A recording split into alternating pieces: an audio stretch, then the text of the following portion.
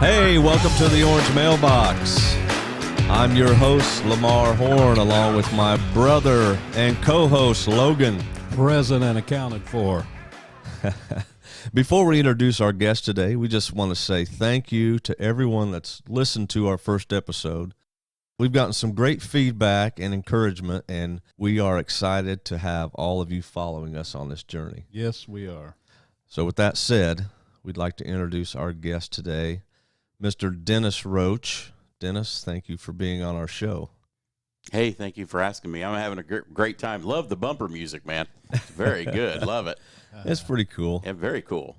A lot of our listeners don't know, Probably do not. do not know who Dennis Roach is. They probably know what Concerts in the Park is. Maybe. But before we talk about that, can we just get a little bit of history, Sure. background on where you're from? Have you lived in Gas City all your life? Where'd you go to high school? Actually was born in Chicago, Illinois.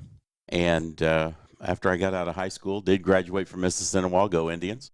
Graduated from Mississinawa, went to Purdue University for a little while. Ended up in Tennessee for a bit and probably about 5 or 6 years. Moved to Chicago, spent a year up there doing some teaching and some pastoral work, believe it or not. And then moved back to Indiana and did some graduate work. I actually graduated from Ball State University with a master's degree. And I've been living in the Gas City area, a little bit of time in Gas City, out in the country a little bit now in Mill Township. Wow. So you went from pastoral work to selling insurance. Yep, I did indeed. They kind of go hand in hand. I mean, Jesus is insurance for your soul. Yeah. A degree of insurance goes a long way in a lot of different directions, doesn't it? Well, yes. And are you a Bears fan? I am a Bears fan. Well, there goes the Jesus Yeah, out the window yeah. right there. Bears. That's all the time we have today, Colts, folks. Just kind of waffle back and forth. I was really hoping New Orleans was going to make a run for it this year, but they're dead in the They're water. gone. Yeah. Bears are gone. That was too Colts bad. were out before the season began, I As think. long as the Patriots are gone. Yeah, that's just like, and now I'm hearing that he may come to Indiana to do some last of his career work. I have heard that from 2 or 3 different people now. I have heard that too, but Yeah, let's hope that doesn't happen. No, that's just, We don't want. it's gross. We don't want him at the Colts. We don't want him playing No, we for the do not. Colts. Nope. Yes. So you sell insurance for State Farm, right? I do indeed, yes. In Gas City, beautiful downtown Gas City. Beautiful Indiana. downtown. 70 degrees when I left to come over here. Got over to Upland, and holy cow, stepped out of the car. It was like 25 degrees out. Well, you did switch time zones, so. Well, that's true. How long have you been selling insurance? Probably about 32 years. I have been a licensed agent, and I'm very blessed, work in a great community. I have some amazing team members I get to work with every day. And I've met them, and they are amazing. Yeah, they put up with me. So that gives them, they have a lot of grace. My dad was a State Farm agent. State Farm's a little weird. They don't give you anything when you become an agent. You either build your agency or you're left in the dark. And so I've been very fortunate to be able to do a good job over the last 29 years as an agent. You said your dad sold Yeah, insurance for State Farm. He did. Your dad was Lowell Roach. Yep. Is that something that you always wanted to do, or is that something that just kind of fell in your lap? I mean, you said you did pastoral work in Chicago. Oh, goodness. Done some real interesting How did you things. get? I went to graduate school, met truly my soulmate and my wife Cindy, and I had an offer to go to work for AT&T, and went down to where they wanted me to start, and neither one of us were too excited about the place in Indiana, and had an opportunity. State Farm came to me and said they'd like to hire me to be an agent. And from that point forward, Cindy and I we'd like to put roots down, like to have kids. And as a result, we decided to go with State Farm instead of AT&T. It was the best decision I ever made. AT&T got busted up. I would have been traveling all over the place, and who knows where I'd be today. Oh, Lord. Yeah. Now, have you noticed that since you started, have you noticed that the insurance industry, I guess you could call, have you noticed that there's been a significant change since you started? That I'm is sure a, there a has, but- huge understatement, if anything. There's a couple of companies that have basically taken the professional end of insurance and turned it into a commodity. And so Wow. there's a belief out there among people that you can buy insurance like you buy groceries off the shelf. Unfortunately, when you do that, you pay a penalty for that when you have a loss because you don't know what you bought because you don't know what you're buying. We all know what we're getting when we buy a bottle of Pepsi. But if you don't know what's in the bottle, then you really don't know what you're going to buy. True. And that's what they've done. They've commoditized the insurance industry. And it's unfortunate because we have a lot of people that have spent a lot of time doing a very good job of being a professional. And they've successfully made that into, well, anybody could do it. You know, anybody can take care of whatever you need. And so, yeah, it's been a big adjustment and a big change. It's a lot more competitive. Oh, very competitive, extremely competitive, and good and bad. I mean, competition's great. There's nothing wrong with competition. We need competition. I like that. That's fine. But when you boil it down to all you're going to do is save money, when your house burns up, exactly, you get what you pay for on that end of the Yep. stick. That's for sure. It almost gets to the point where it's impersonal, Yes. and you don't have that local agent Yeah. that you can go to and call on the phone, and you run into at the grocery store. Yeah. It's just somewhere out there has my insurance. You don't even. You have no idea. It's very impersonal. So. Extremely. And so it's been a big change. Lots of big changes. Like Progressive or You something. you grow or you die. That's kind of the way I've looked at things. You're either growing or you're going backwards. So Good way to look at stuff yeah, too. and it is. It's healthy.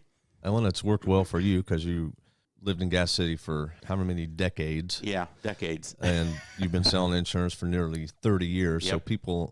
everybody in Gas City knows who Dennis Roach is. I hope so. They knew your dad. Yeah. They know you. Grant County pretty much knows who Dennis Roach is. So you've definitely found your calling. I believe so. And, yeah, I feel very comfortable. I get to give back to the community that I love, and to me that truly makes what I do special because I'm able to give back to the community, and not just in the ways that we're going to talk about today. You know, I have an opportunity to truly give back to the community in a lot of different ways, and that's very fulfilling for me. Yes.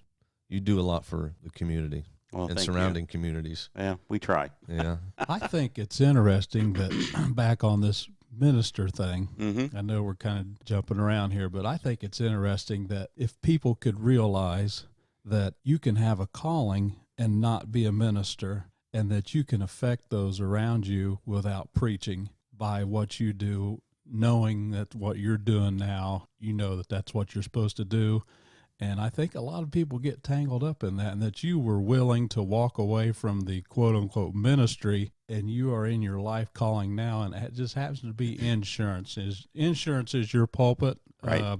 Working with the community is your pulpit, not being a reverend or a minister. I think that is very intriguing. Well, at church on Sunday, I was sitting while the pastor was preaching, and the Lord kind of was talking to me, and I looked around the room, and Cindy and I have been blessed to be able to. On that Sunday, there were 13 people at church that probably wouldn't have been to church and wouldn't be experiencing God if we had not been the way we are in our faith. Wow. And to me, that's incredibly gratifying, more so than anything else I do, to be able to let people know where they can find truth, Yes. and where they can find peace in a world that's just turned upside down. What is so cool about what you just said, and I haven't told anybody this, after church Sunday, Cindy and I, my wife Cindy, not Dennis's wife Cindy,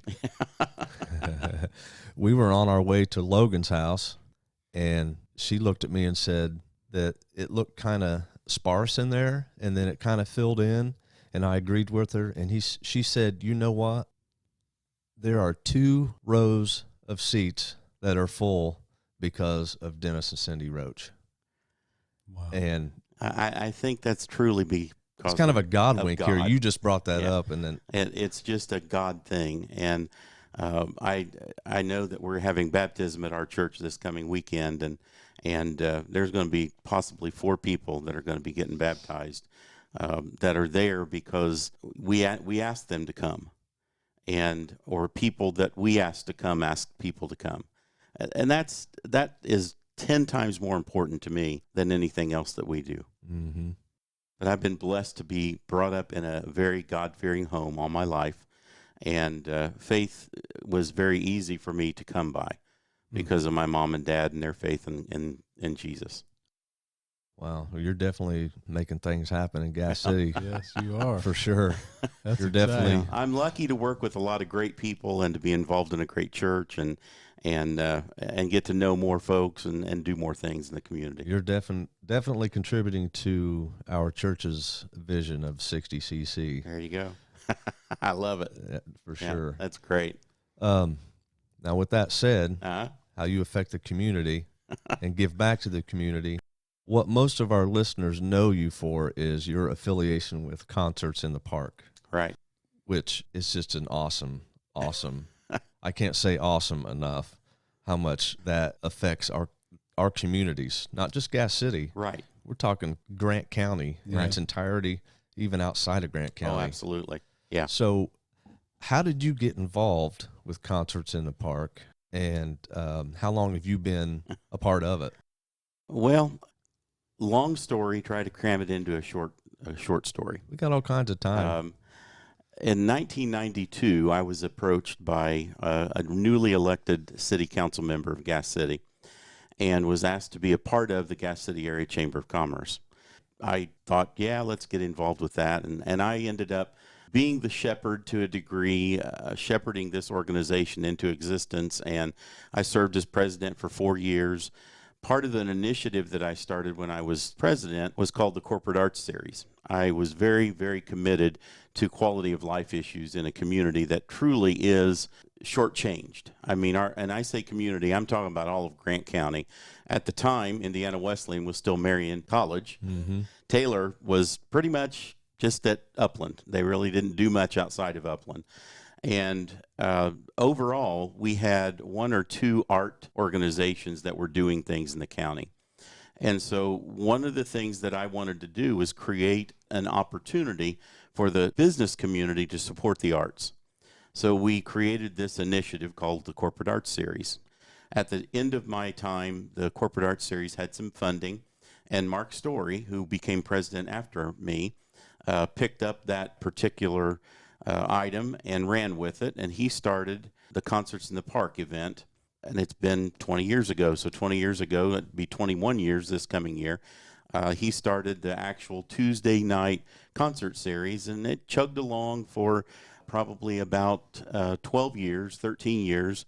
And then his kids got old enough that he was tired of doing it. My kids aged into college, so I had some time, and I was on the board again. Mm-hmm. And he said, I'm done, I quit, I give it back. And they almost closed it down. And I said, just hang on a minute. Let me see what I can do with this. And the first year that I was involved, very local talent. Every concert probably had maybe 300 or 400 people. The Mississinawa Valley Band probably brought a crowd of around 500. And I stood backstage during the concert and kind of looked out over the landscape, and I thought, man, this is a great venue for something that could be really spectacular. And so Nancy Hoover and I went over to Kokomo and met with a fella, and from that point forward, we booked our first national act with his direction, and things have just escalated significantly over the last 8 years. Well, we went from the Mississinawa Valley Band to 38 Special, Yeah. Smash Mouth.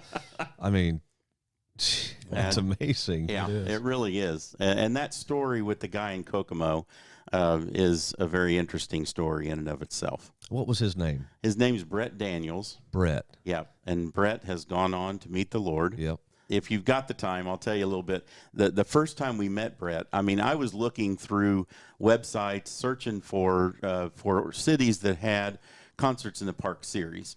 And lo and behold, Kokomo had one. And I mean, and Kokomo was bringing some big names in. Oh, yeah. I mean, they bring bigger names than we do because they did. They don't anymore. We've gone well past what they have because of what happened to Brett. But I called this guy, just cold call, and introduced myself. And I said, you know, would you be interested? Would you allow me to buy lunch for you? I need to pick your brain. And he's like, sure, no problem. He said, let's meet over at some little place in Kokomo. And I brought Nancy Hoover with me. And we got there before he did. We sat down. We're looking around, not knowing what we're going to experience. And here comes this fella in. He's probably 6'4", and he's probably 450 pounds. At least. At least.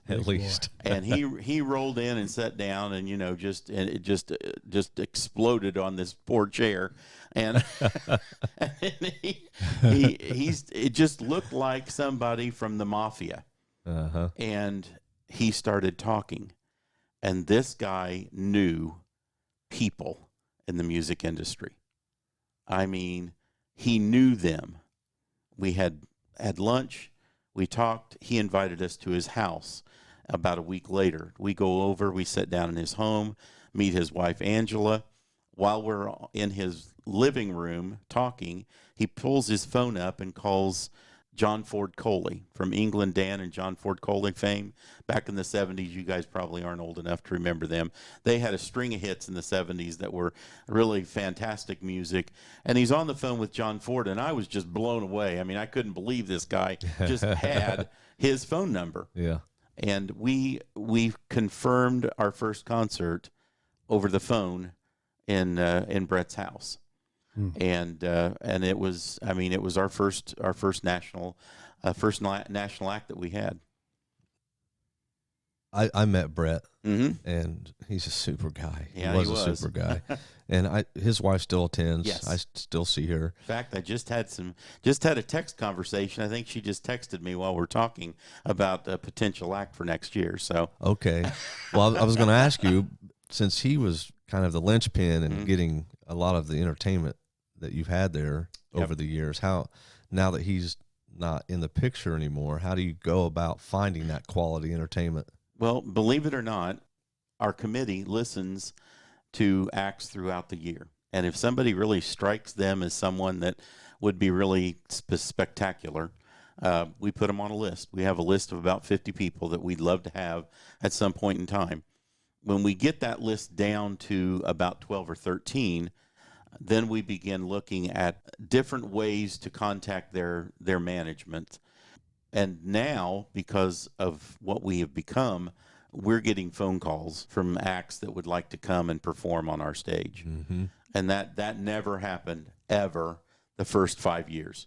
First 5 years, nobody ever. When we tried to book 38 Special, the first thing they said to us was, we need to know if you can provide us with 12 rooms with king-size beds in them. and we'd never 12, that's a lot of rooms for a band, and we need them for 2 nights. So we called the hotels, and they said, oh yeah, we've got 15. And I thought, 15. That's it. If they just said 16, we wouldn't be able to help them. So we had 15 king-size rooms at the hotels. And so, those kinds of things are just what you deal with when you begin to book these larger bands. Who can we expect to hear from this year? I would love to tell you. Well, I'll slide you a 20 at the Yeah, interview. it's probably going to take a whole lot more. Actually, we have an event that's a reveal party. And our reveal party, don't hold me to this date, but I'm pretty sure it's April the 21st this year. And we will at that time reveal our entire season. And if we tell anybody, and we've threatened our committee members, some of you will probably get to hear who they are because you may serve on the committee. I serve on your committee. Yeah, you do. And actually, we're going to have a reveal party with just the 3 of us here. After this podcast, he's going to tell us who's coming. I wish I knew. We don't have anybody for sure yet. Yeah, that much I can tell you. I moved out of the county in 92. So when I came back 20 years later, this is all new to me. I'd heard of it, And my brother would tell me these people he'd go to the airport and pick up and these neat stories and stuff. Just for my benefit, if anything, what and how many people does it take to make up these committees for concerts in the park? I'm sure it ain't just you. Oh, no. Just no. what is involved with the committee to get this stuff done and make it happen? Yeah. We started with a committee of 3. Very quickly, at the end of the first year, we expanded our committee to about 12. And after that, we began to realize that was not even close to where we needed to be. We're now up to a committee of about 43. Wow. And there are people that have specific things that they handle in getting prepared for a concert. We have a committee that handles security.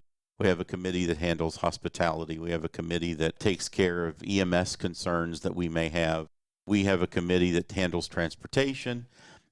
Which is a committee of 2 now. My wife joined me. Yeah. We and on bigger bands, it's 5 or 6, right? Because we just have a lot of different moving parts.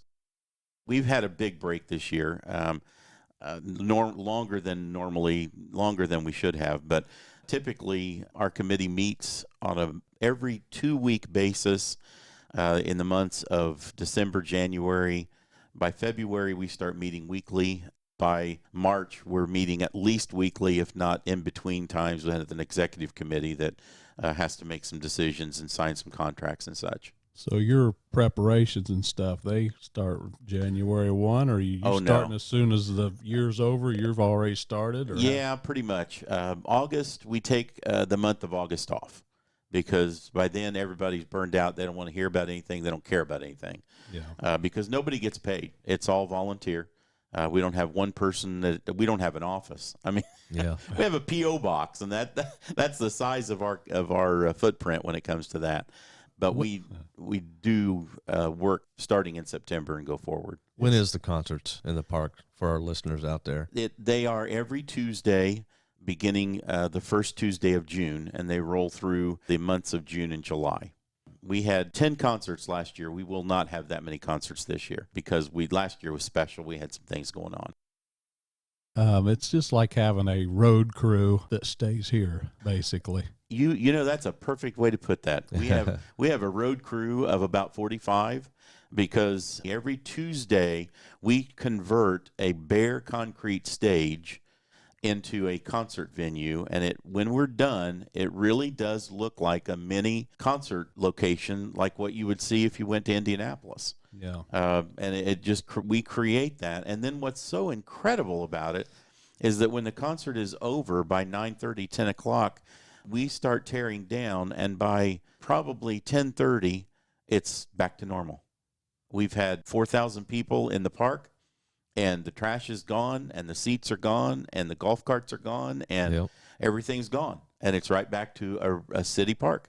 It's amazing to me, too, being a newcomer to this, the quality of the sound at that place. Mm-hmm. I don't know who designed that, where the band sets up. And I've sat in many different places, and a lot of times because I got there too late and I had to go to the back or I'm over at the side. Sure. But it didn't matter where I was at. I could hear it very well. And there was whoever ran the sound did a great job every time I was there. It's just the design of the thing and how it's ran is very professional. Well, I will tell you it was a crapshoot. Because when they built the stage, they never dreamed that we would use it the way we're using it. It was just thrown together, and the city got a grant for the stage area from the state of Indiana, and there it was. They went out and said, okay, we're going to put it right here. In some ways, that's fantastic. In other ways, it limits what we can do. So, it really was just happenstance that they have what they have. I will tell you that 3 years ago, we went to the city and asked them if they would remove some evergreens. They had created an L-shaped set of evergreens that kind of boxed in the stage. And we needed those evergreens removed so that there was a 180-degree radius that the stage could actually reach 180 degrees. Mm-hmm. And those greens were cutting it off. So we had them plant some new trees to replace the ones they removed. And now we have literally almost 200 degrees of ability so that we can have that radius in front of our stage. So speaking of the venue, Yeah. the more crowds that come, are there plans in the works to expand it in any way, make it go back farther, go out wider, like you said, taking the trees out? Or are you limited to this and you won't be able to expand it anymore? You're talking to a guy that dreams. I'm the guy at our church who went to our pastor and said that God was going to give us a totally different venue, completely different physical location, because I think that someday he will, and allow us to expand beyond our dreams. I'm that kind of a person. That's good. The potential that we could do, we've talked about it, and we have a new mayor in Gas City, and the city controls our venue.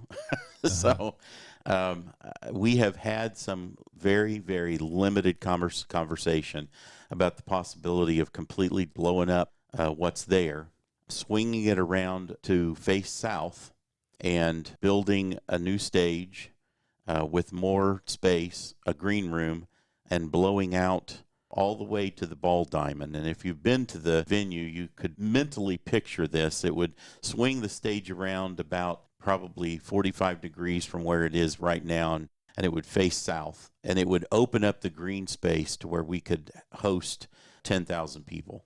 Oh, wow. Now, having said that, where do you park True. 10,000 people? And so that's what really gets to become a challenge, is where do people park? How far do they have to walk? How do we manage that kind of a crowd? Because when our biggest band last year was there, we probably were pressing the envelope with between 7,500 and 8,000 people there. It felt really crowded for the first time. I mean, 38 Special was a big crowd, but these guys last year, and I cannot remember the name of the band. Unspoken? No. The Sidewalk Prophets? No, it was the guys. Smash Mouth? Smash Mouth. Yeah. The people showed up for that concert, and it felt very crowded. And so we know we probably were pushing our maximum capacity at that point. And I think 7,500 to 8,000, where we are today. That I don't know what we would do with too many more than that. What I was going to say earlier is it's not like you book this band and they come in, they show up, and you take them to the hotel, and then you just go set up their stuff, and they put on a concert, and everybody leaves, and everybody's happy. That's right. And this all ties in together. Your volunteers, your committees.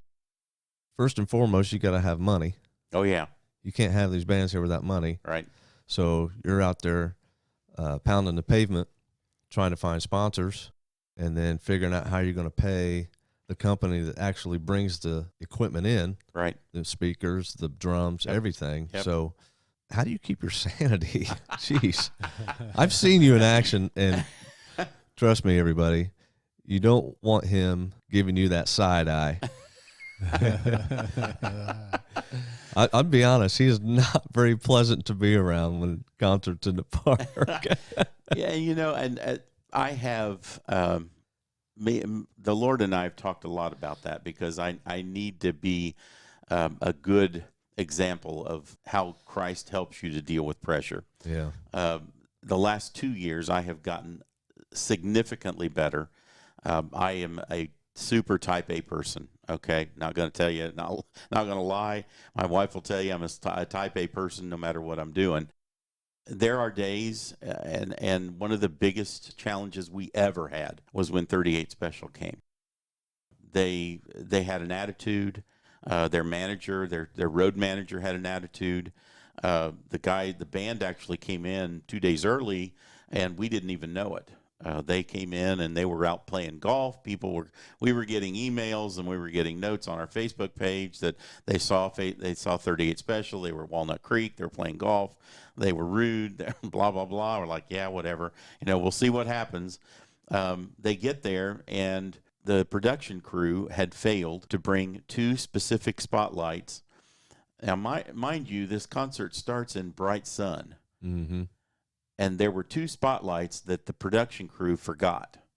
And the road manager told us that they would not take the stage without these spotlights. Well, this was about the 4th year that we'd been doing this. Scared the crap out of me. I got physically ill because we were online. We were on the hook for $50,000. Wow. Wow. And these guys weren't going to perform because of a couple of spotlights. We ended up getting spotlights. They ended up backing away from that. The road manager came to me and said, look, I'm just going to tell you right now, the band will perform until this time, and if you start shooting off fireworks, because it was the 4th of July, if you start shooting off fireworks before this time, the band will stop singing and they will walk off the stage. I mean, Wow. that's just how rude these guys were. Wow. Or not them, but their manager. Right. So concert gets started. These guys are doing a great job. Sounds fabulous. People are thrilled to death. We're just, huge crowd. And 9:30 came, and that was their time. They're like, we're done. We're walking off the stage. We're going to be done at 9:30. 9:30 comes. It's a fabulous day. Weather's perfect. They keep singing. 9:45. They're still singing. I get a phone call from the Gas City Fire Chief, and he's like, we got to start the fireworks, man. I said, you know what? Turn them loose. And boom, they start shooting off fireworks. The lead singer from 38 Special looked over his shoulder and he said, this is awesome. We're going to keep singing. And the crowd just went crazy, and they sang for another 15, 20 minutes while the fireworks are going off all overhead. And I looked at their road manager and I said, you're never going to come back here. You know that, don't you? And he looked at me and said, why? This was great. We want to come back. And I said, it'll be a cold day in hell when you get back into this community. And I turned around and walked him off. I thought, you put us through this absolute rough hell only to tell us that you've had a great time and you want to return. Yeah. And I thought, it goes both ways, dude. Be nice, and we'll turn over and give you everything you want if you're nice. He just wasn't nice. Wow. Now, Sidewalk Prophets, whole different animal. Oh, yeah. Totally unbelievable band, unbelievably kind, unbelievably accommodating. Kentucky Headhunters are another one. Go that will Kentucky. just turn. They will do anything you ask. I mean, the guy, give him a couple of cigars and he'll stay for 3 more hours to play. Wow. That's just how laid back he is. I had a good time hauling him around, by the way. Really? He just chewed on them cigars. He didn't smoke it. He chewed on it. Is this the guy from the Headhunters? Yeah. Yes. Yeah, he is quite a character. He called me after the show was over and wanted to know when they would be able to come back. He's just that late. I've got his cell phone number. Oh, wow. Cell phone number in my contacts. Would love to have them back. Oh, Yeah, my gosh. they were a lot of fun. They were. They were a great live band. It was unbelievable. Hold on to your hat. That's all I'm going to say. Great Something big may be happening in the next year or two. Well, just exciting. Just for our listeners' benefit, you've had the likes of Dennis Quaid, 38 Special. You've had Smash Mouth, Unspoken, Sidewalk Prophets, Lori Morgan, Boston, who I had the pleasure of going and picking up at the airport. Yep. Terry Sylvester, who, for those of you that don't know, he wrote the song Long Cool Woman in a Black Dress. Mm-hmm. And when I picked him up at the airport, Hollies. Yes, the Hollies. Rock and Roll Hall of Famer. Yeah, absolutely. And when I picked him up at the airport, he was drunker than a skunk. I think You he was laugh. drunk We the laughed. entire time. We he laughed was the here. entire way Yeah. home. Yeah. He was hilarious. Yeah. And the guy can't sing. He can't stay in tune to save his life. Right. Yeah. But man, he was fun to be around. Oh yeah, a lot of fun. Well, and Lori Morgan, kind of an insider look at what she asked for 2 things. She asked for a bottle of vodka, which we typically do not provide alcoholic drinks, and a bottle of jalapeno peppers. She had us pour all the juice off the jalapeno peppers into a glass, and then she supposedly was drinking water on stage, but I don't think it was. It wasn't. Probably not. No. And she would alternate between the jalapeno pepper juice and the vodka. and she said that it caused her vocal cords to sweat. And I thought, I've never heard that one before. That was completely fresh. It caused me to sweat just watching her drink that stuff. That was nasty. Yeah, she's quite a gal. Now, Quite a gal. You said about the lights and the panic over the $50,000 lights and this jalapeno story. What are some of the other odd requests that you've had from bands coming in? Well, we have a lot of bands that want vegan food now. We have to accommodate a lot of requests for vegan food. We've had requests for lots of alcohol, more alcohol than I can imagine, and typically we redline that. We've had specific requests for different kinds of colors of M&Ms. Really? Yeah, and there's always somebody that wants something that is just not something we can even get a hold of. The most unique one was, I'm trying to remember who it was that asked for it, but they asked for a poster of Farrah Fawcett. If you can remember, yes, the famous poster that was every in every 13-year-old had one. Exactly. That particular poster was listed on the contract, and I took it to Brett and sat down with him, and I said, Brett, I'm a little confused over this. I said, how am I supposed to get one of these, first of all, and why do I want to get one? Because we don't really have a green room per se. And he just laughed. He said, that's in the contract to see if you're reading the contract. He said, if you don't mark it out and delete it, redline that particular item out of the contract, he said, then they will expect it to be there, and they will try to void the contract if you don't provide that one particular item. So point is, always read the contract, and I always read it more than once. We have to initial every page of the contract so that they're aware of that we've read every page of everything that they're asking for.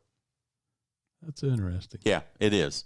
It's very interesting. It's stuff that, you learn, and thankfully we had someone that held our hand as we learned about some of those things, and that was Brett.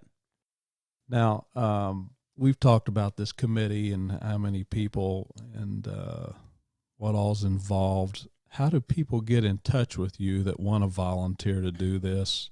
I know you have sponsors. You're always looking for sponsors. How do they contact you? Who's the contact person, I should say? Well, there are a lot of different ways. We have a very active Facebook page. Which is? Our Facebook, go to Facebook and type in Gas City Concerts in the Park. Okay. And that'll get you to our Facebook page. We are nearly 6,000 people follow us on Facebook, which for a small town, that's a huge number. That's not, that's not insignificant in a community our size. There's probably only 5 or 6 pages in Grant County that are as big as or are bigger than our Facebook page, and most of them are media, like the Chronicle, WBAT, WCJC, Star 106.9. Those people have got robust Facebook pages and Instagram pages. We just don't have the people to manage that. I mean, that's a full-time job for someone. People can send me an email if they want. My email is real simple, and I respond to it. It's dennis@dennisroach.com. Real simple. Okay. If you've got a question or you're interested in volunteering, or if you'd like to be a sponsor, send me an email. I'll respond to it. Okay. Do you have a Twitter or Instagram account? We have Instagram. I believe it's Gas City Concerts. The Twitter account, we've not gotten into Twitter. I pretty much have left that to President Trump, and he's doing a bang-up job of handling Twitter, isn't he? We're not doing political stuff on this podcast. No, I get it. We haven't jumped off into the Twitter arena just because we need somebody to pick up the reins of that and actually run it for us. And that's a hard thing to keep up with. Yeah, it can be. Yeah, really can be. And a lot of things, our demographic when we started, our demographic was so heavily slanted towards people that were probably 65 and older. When we took this over, probably 80% of the individuals in the crowd were at least 65 years old or older. This was a concert series that just, the older generation, that older generation loved it. There were a lot of bands that they were familiar with, that they liked. And one of the things that we've intentionally done is worked to change our demographic. We send out a mailer in April that will go into 65,000 households across 10 different counties. Wow. I have no idea. And so we did that on purpose. It's a marketing tool, for one thing. Secondly, it has changed our demographic. Now we trend towards a demographic that's probably about average age of about 48. That's a significant change in demographic compared to where we were when we started. So if somebody wants to be a sponsor, how would they just contact you? Your Dennis at DennisRoach.com? They can do that. They can go on to our Facebook page and send us an instant message.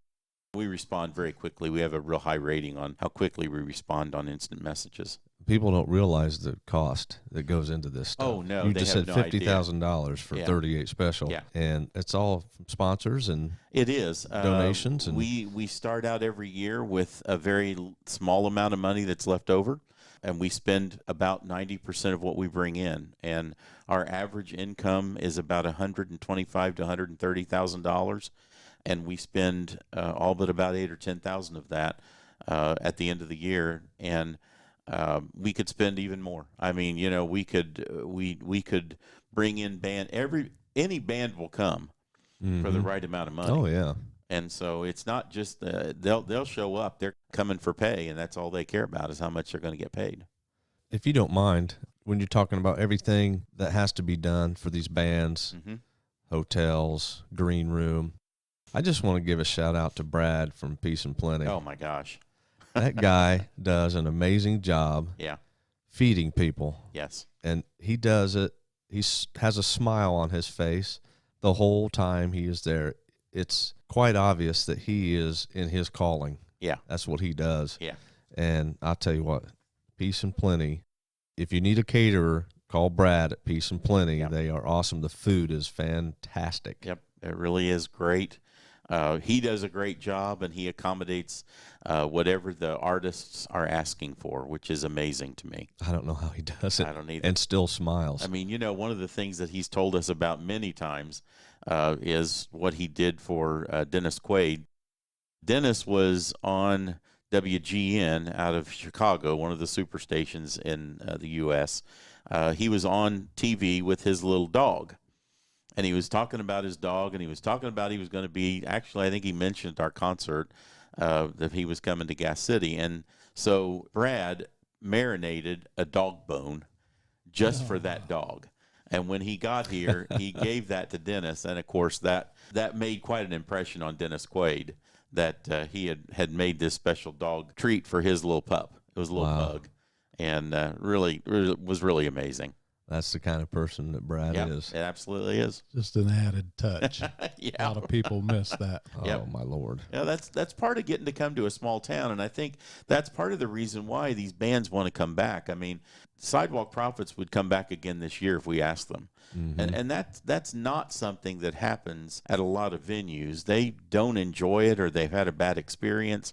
But we're so small town that when one of these bands comes here, they remember what it was like in the small town that they lived in, and they just kind of relive some of their background when they come into a small town like this, and people are just so excited to see Lori Morgan, who hasn't had a hit in 25 years, you know?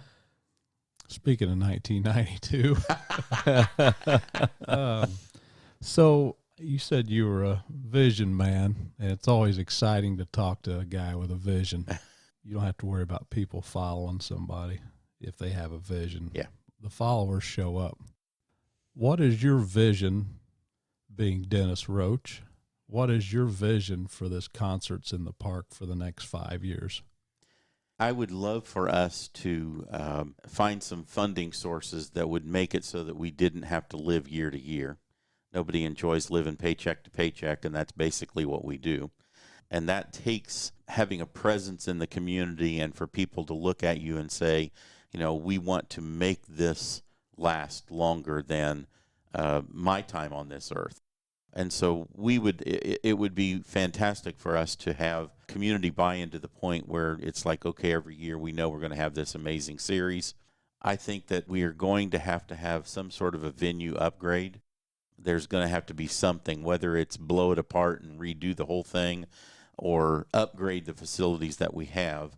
There are just some things that we need to be able to make this happen.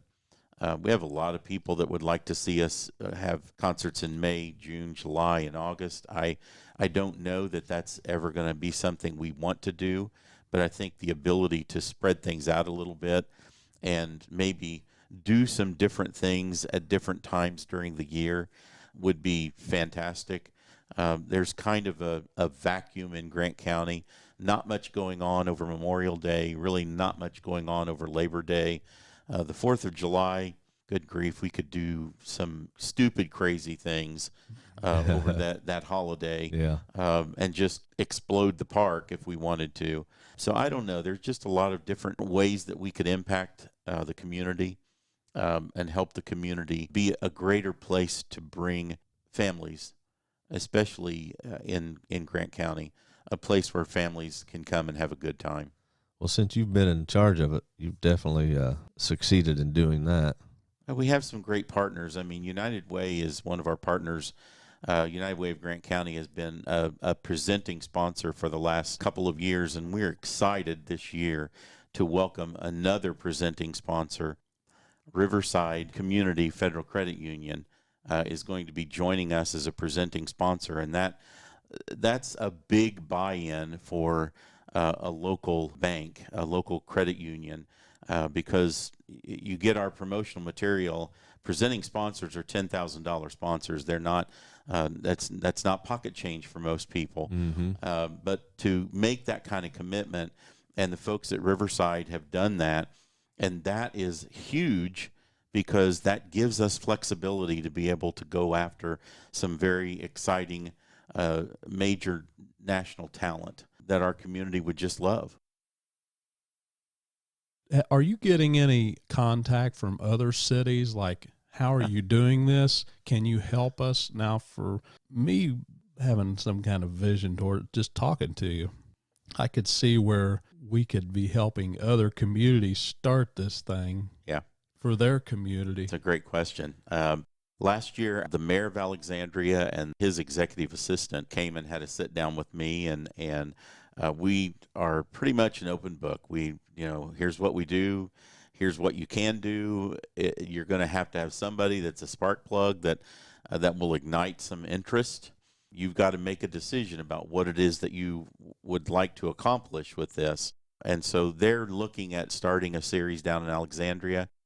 We have to be a little careful because if we shoot ourselves too hard in the foot, we lose some of our own sponsorship and our own support. But I mean, honestly, if I didn't have a full-time job, I could probably make this a full-time job and actually go out in the community and help other communities create this kind of an event, because I think that's what's surprising. We're doing what Muncie could easily accomplish. Mm-hmm. And we have people from Muncie that come over all the time. It's like, wow, how are you doing this? We don't have anything like this in Muncie. And I'm kind of like, yeah, well, that makes no sense to me. Because Muncie's a growing community. They ought to have something like this all the time. They've got great venues all over the place. It takes people committed to be able to come up with it. And we're very fortunate to have some people that are very committed to it. And it's not just me. You've become the Brett. Well, I need to lose about a sixth grader before I become Brett altogether. So, in purpose, you've become a Brett, I should say. Yeah. Brett he dropped the mantle and you picked it up and brought it here. We've been very fortunate to do a lot of exciting things. That's for sure. It is exciting. It says a lot about you, and it says a lot about the people you've put in charge of the different committees. Yeah. Like we said early on, it's not just Dennis Roach doing this. You've got a committee of around 45 people. Right. And everybody has a role, and they know it. They know their role. They do, and it's taken years to get there. I'm going to tell you guys, we're starting a new event that's going to get kicked off on April the 18th of this year.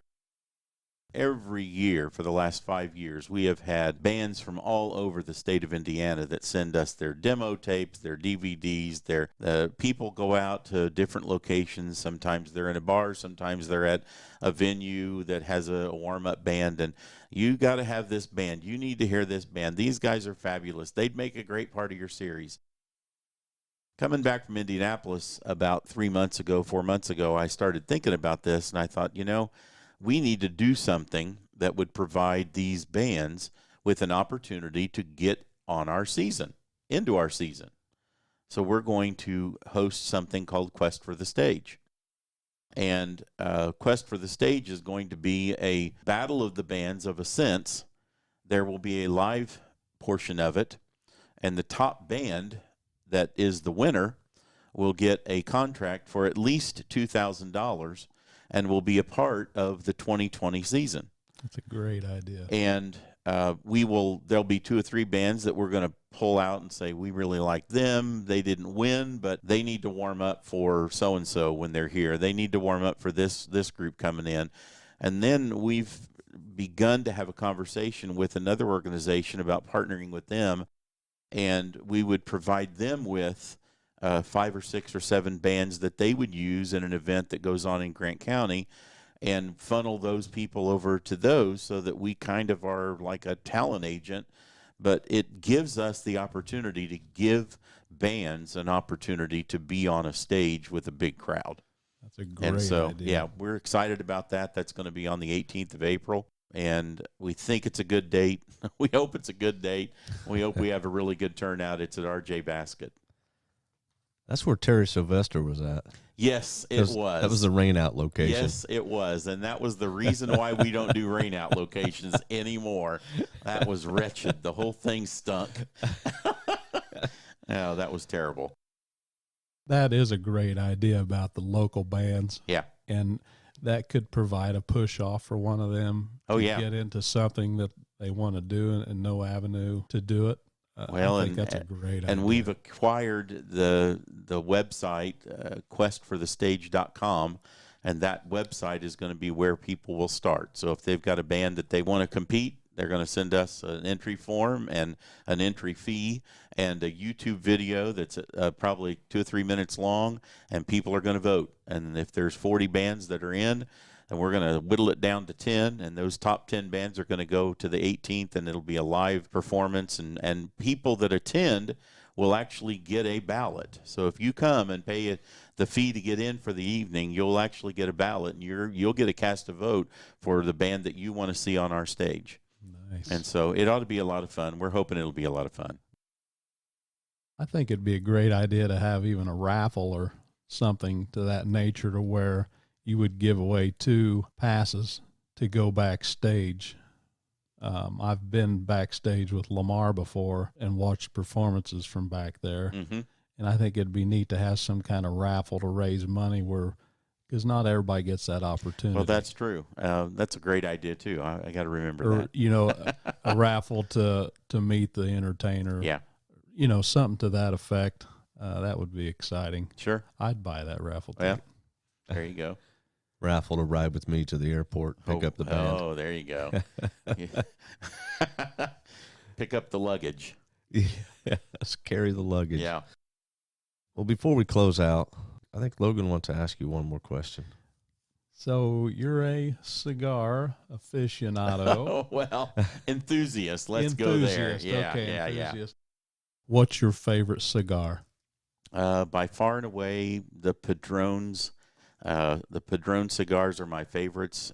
They've got a series called 1926. It's a fantastic cigar. I love Maduros. They're a nice, rich cigar. You can't smoke them on an empty stomach. You got to make sure you have something to eat before you smoke that cigar. A little strong. It has a nice, robust taste. Usually, you can taste some chocolate in that cigar. Usually you get a good strong cedar smell if you've got one that has been soaking up some cedar in a humidor for a while. But those Padrones are my favorites. They're not the most expensive. There's some really expensive cigars, but Yes. it's really not much better other than maybe church than to get with a bunch of friends and have a good cigar and maybe a little bit of bourbon. So, What about Rocky Patels? You like those? I like those. Those are good cigars. They're good. And actually brought you guys some Olivia's, and they're very good cigars. They've been soaking in my humidor for about 6 months. Oh, wow. So they ought to be just about ready to smoke, and they'll be enjoyable whenever you get a chance to do that. Now, do you prefer the torpedoes over the? No, not really. But that particular cigar, the Torpedo, really has got a good flavor. I don't know what they've done to that cigar, but that's a good cigar right there. Oliva. Yeah. Series V. Yeah, the Series V is really, and I'm not anywhere near an aficionado. I enjoy a good cigar, and I found that, $10 or $12 is typically a good price for a good cigar. If you go much beneath that, you're going to probably get some garbage. Yes. Yeah. You'll know in the taste. Yeah, you really will. Yes. That's for certain. We've had the garbage several times. I have too. More than enough. So if anybody wants to get a hold of Dennis Roach or volunteer for any concerts in the park, they can go to your Facebook page. Yep. Gas City Concerts in the Park. Yep. Gas City Concerts in the Park will get you onto our Facebook page. And then they can email you at dennis@dennisroach.com. Yeah. About as simple as it gets, I think. Yeah. Well, that's about all I have. Logan just shaking his head. Yeah, we appreciate you coming and being with us tonight, Dennis. Great interview. This has been fun. A lot of fun. We hope to have you back. Well, I appreciate it. I'd come back and talk. Awesome. Be sure to follow us on Twitter at MailboxOrange and on Instagram at orange_mailbox. You can also go to our website at www.theorangemailbox.podbean.com and check out all of our episodes. We'd love to hear from you, so if you have any comments or show ideas, drop us an email at feedback@theorangemailbox.com. Thanks for tuning in. We'll catch you next time.